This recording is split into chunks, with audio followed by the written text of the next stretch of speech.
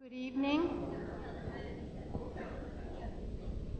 I'd like to welcome you to tonight's lecture. We're thrilled that you're here. Thank you so much for being here for the 12th of our 13th series of lectures for the Fall 2001 URI Honors Colloquium. We're so pleased that Magnus Ngoile could join us tonight, and we're looking forward to what you have to say. I am Deborah Grossman-Garber. I'm one of the co-coordinators of the URI Honors Colloquium for this fall. I'd like to recognize Judith Swift from the Department of Communication Studies, who's also a core coordinator, and Rob Thompson in the Department of Community Planning and Landscape Architecture, who unfortunately is not with us here tonight. I'd also like to acknowledge the hard work of Lorraine Keeney at the back of the auditorium, who has taken care of so many of the details to get us here every week and to get our speakers here and to make sure that everything is copacetic. We are here at these series of lectures this fall because of the generosity and support of a number of different programs and individuals. I'd like to recognize the URI Honors Program for supporting this initiative and this colloquium, the Rhode Island Foundation for providing seed funding for sustainability in Rhode Island, the Providence Journal for substantial funding, the Sharp Family Foundation, and the Rhode Island Committee for the Humanities. We are almost at the end of the fall semester and at the conclusion of our honors colloquium. However, we do have a couple of more events which I'd like to make sure get on your calendar. Next week we have one more lecture, December 4th on Tuesday. Actually, it's not a lecture. You'll notice on your calendar that Rob Thayer is listed as our next speaker. Unfortunately, he's unable to join us from California. In his place, we have programmed a fascinating and important panel discussion on the topic of oil and global justice. We are bringing out George DiMartino from the University of Denver to speak in concert with our own Rick McIntyre of the Department of Economics here at URI. And I hope that you'll all come and hear what they have to say. I'd also like to be sure that you all are aware of a fabulous photography exhibition which is on exhibit in the Fine Arts Center here at URI. It's entitled There, Not Here, and it's an exhibit on the photography of sustainability. So if you haven't yet seen it, I urge you to get there. It's on display through the middle of December. At the conclusion of Magnus's talk, we will have time for questions this evening. As you know from previous talks, we are filming these series, and for posterity's sake, we ask that you please come forward to the two microphones in the auditorium to ask your questions, so that we can have your questions on tape, as well as the answers. As you came in tonight, you should have received an evaluation, which we urge you to complete and drop off with us at the end of the talk. We thank you for taking the time to do this for us. It's important to us that we understand what your thinking is from week to week. If you have any questions in the ensuing weeks on the Sustainability Initiative at URI, we urge you to dial up www.uri.edu/sustainability. We will plan to keep you updated on our upcoming events and our plans for the coming semester. We hope to bring speakers in on a monthly basis, as well as provide some various fora and a particular kind of sustainability products fair, which should be coming along in a few months. At this time, I'd like to introduce Stephen Olson, who will be introducing Magnus. Stephen is a key player in the sustainability initiative at URI, actually one of the fathers of the initiative, I'd say, and a visionary who is director of the Coastal Resources Center. We're so delighted that he's working with us on this and helping light the path. Stephen.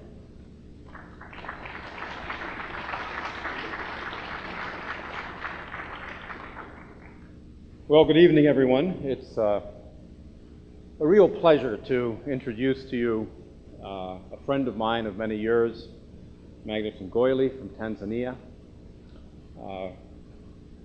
As you know, the themes of this series are sustainability, and we've been hearing about sustainability very largely from our own perspective as Americans, as part of the less than 20% of the planet's people who are wealthy, who live in the style and the means that we see all around us. And unfortunately, it is only Magnus who is going to be speaking from a somewhat different perspective, coming from Tanzania.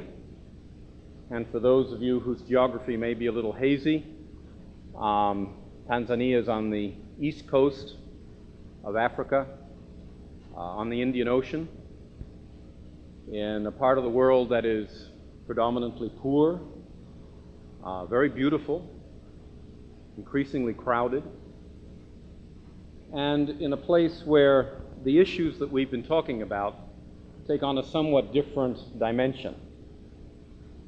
In that part of the world, as in many others, in fact, for about 80% of us on this planet, talking about equity, who gets what, why they get it, how they get it, it being the wealth, the means to live, takes on a quite different dimension than it does here.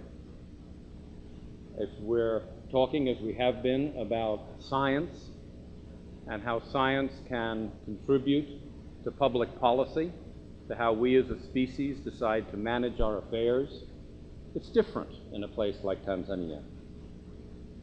We talk about responsible use of resources, about sustainable forms of behavior. The texture of the discussion changes. As I've said, Tanzania is on the east coast of Africa. To the north is Kenya, which is going into some very difficult times with a very painful semi-dictatorship. To the south is Mozambique, that, as most of you I hope know, has just been coming out of a horrendous decade of civil war, and now a series of horrendous floods. To the west is what used to be the kingdom of Idi Amin, one of the real monsters of our time. And Tanzania, a very poor country, had to muster its army and fight against that tyrant. So this is a difficult part of the world.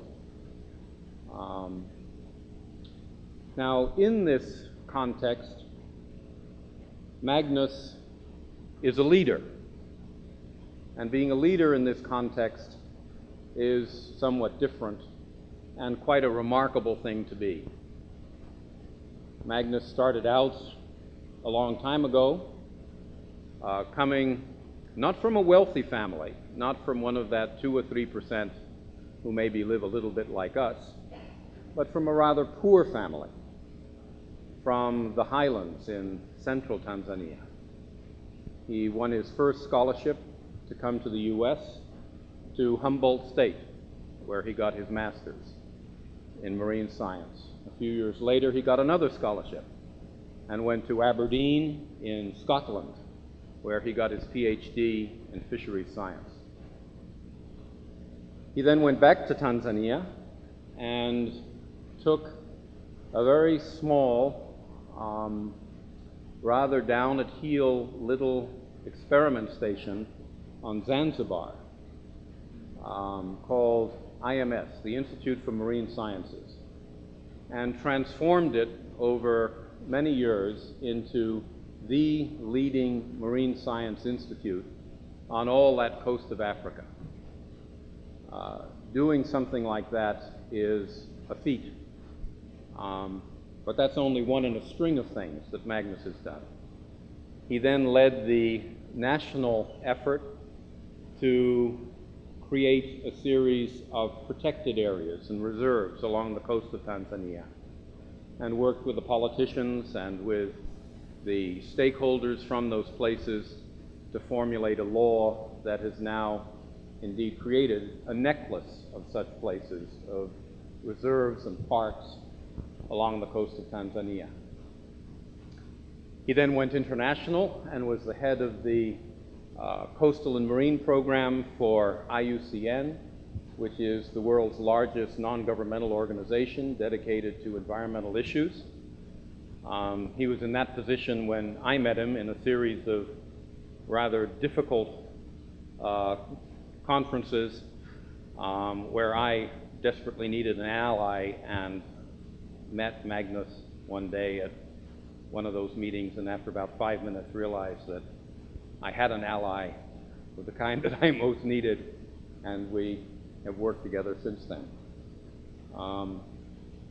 He's now gone on and is the Director General now of the equivalent of Tanzania's EPA. And in that position, he's dealing with how do you use the environmental impact approach to influence the major businesses or minor businesses that are moving in and changing Tanzania in ways that are good and sometimes ways that are less than good. He's become quite a TV celebrity as someone who speaks for the environment and speaks for how things must be done in a country that is just now really beginning to change and enter into the modern world, with both the good and the bad of that. So Magnus has trod a quite extraordinary path in terms of something that interests us very much, which is the linkage between science, not just from science, but from other sources of reliable information from the people of the place. He's played a major role at the regional level in drawing together ministers from all the countries in that part of the world every 3 years to take stock of what's happening to coastal and marine ecosystems, what needs to be done. Can governments of those countries set an agenda and agree that they're going to do something and hold themselves and others accountable to that agenda? That process started in 1993. Magnus gets back on a plane tomorrow morning to go back to Canada, where things of this kind are discussed, and then on to Maputo in Mozambique for the third in that series of conferences. But let me just say one thing more about Magnus, which is Magnus is the father, the son, the Tanzanian citizen. When Magnus and I are in strange places, doing various things, evaluating other people's programs and so on, it's hard work. And in the evening, you need to talk about something else. And as I guess elderly gentlemen tend to do, we talk about our childhood. And Magnus tells me about what it was like growing up as one of 9 children in a little village in the highlands of Tanzania. His job as a young boy was to get up at dawn, take the family's cows up into the mountain, graze them, bring them down again, tie them up. Tying them up is a skill, depending upon the character of the cow. You can give them more rope, less rope, tie them to a tree or not, depending on whether they have a tendency to wind themselves around things. Then run off to school. School was 2 kilometers away. If he was late, he was, I won't say beaten, but spanked. by the very fine German monks who gave him his early education. You then have to come running home again, milk those cows, and then have supper. Supper with his grandmother, which was quite an event that I won't go into. A few years ago, Magnus and I and other people who run around the world doing these sorts of things were talking about our summer holidays. And one person from Sweden talked about how they'd been to their nice little island in the Baltic and had gone sailing all summer. I'd been back to a place of the planet I like, where I grew up in Italy, had a nice time there. Another person had been to a resort with their family. Magnus had gone back to his family. But the coffee crop had failed. The maize crop had failed too. And coffee is what you sell and maize is what you eat. So Magnus had spent most of his summer holiday driving around in their old Land Rover, looking for a place which had enough maize, which we call corn, to get the family through the winter. And he found it and he bought it and the family made it through the winter. So we're all here in our suits and jackets and jetting around the planet, but the way we spend our summer vacations are sometimes a little different. So Magnus straddles both worlds, and it's a great pleasure to me to introduce him to you and have him talk a little bit about these issues that we've been exploring for these last many weeks from a somewhat different perspective. So I give you Magnus.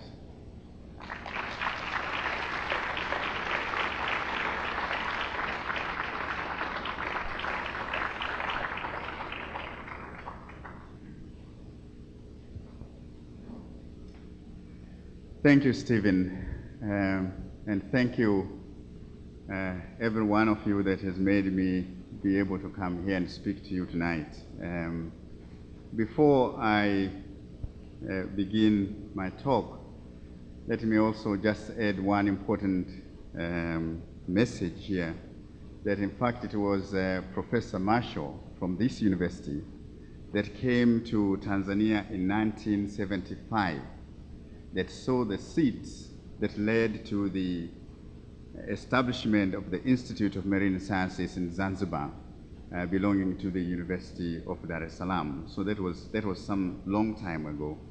And it took me also a while, I think, before I realized that in fact Kingston was also in Rhode Island. I thought it was in Jamaica during that time. But of course, being a major in science, geography was not part of what had to be in my mind immediately.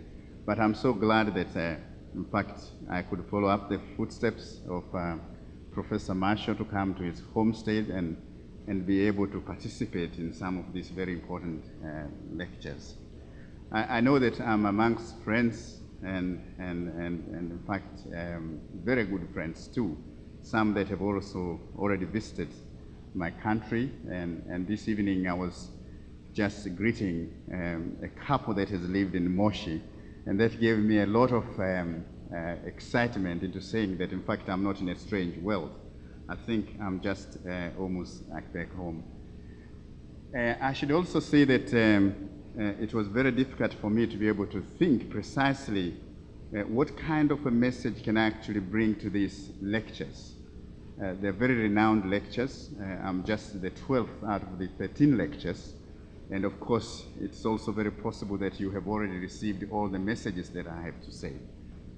But just bear with me.